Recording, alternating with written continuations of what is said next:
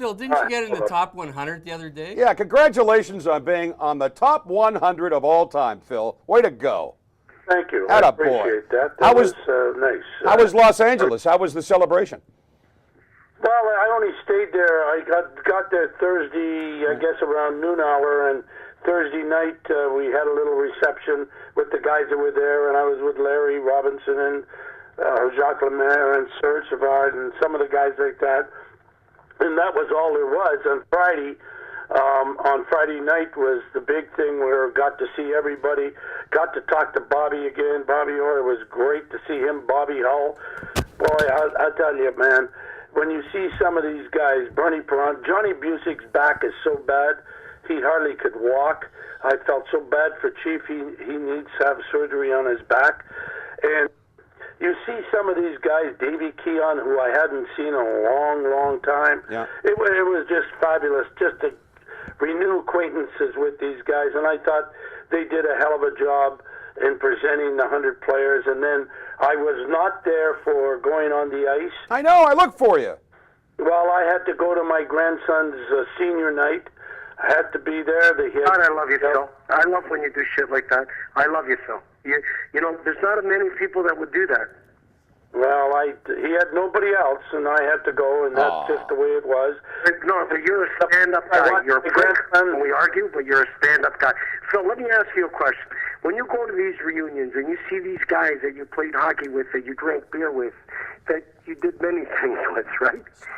Does it scare you? Does it freak you? Like, Phil, I got to tell you, about 6 years ago, 5 years ago, I went to a reunion for high school, and I didn't fucking recognize anybody.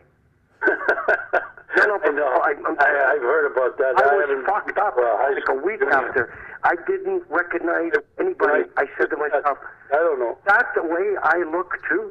I'm gonna spot weld my face to my ass and go to bed. Jesus Christ. People change, eh, Phil?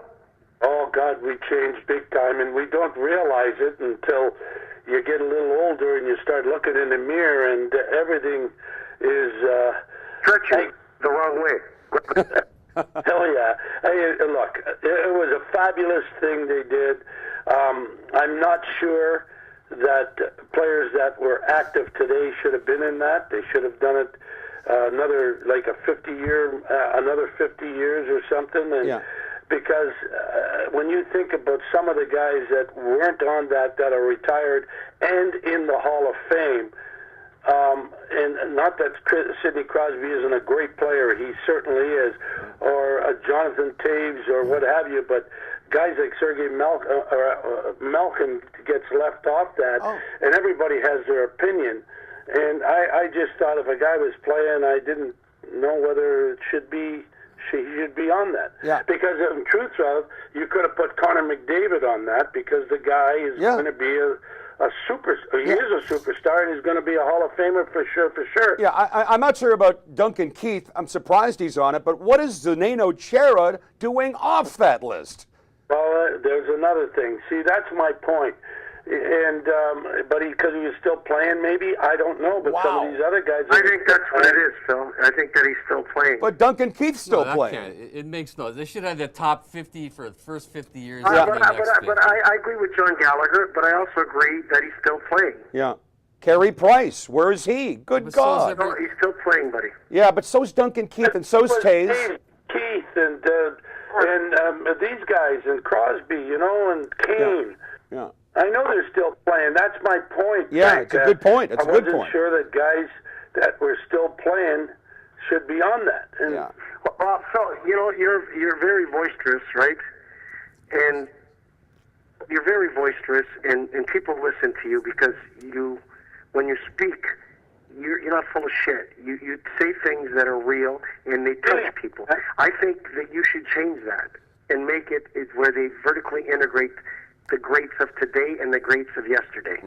The problem is, if you're going to have voters, you're going to have voters who are like 30, 40 years old try to understand what hockey was 50 years ago. It because when you're bringing people to vote for guys in Phil Esposito's era, it has to be people who are 45, 50 and up.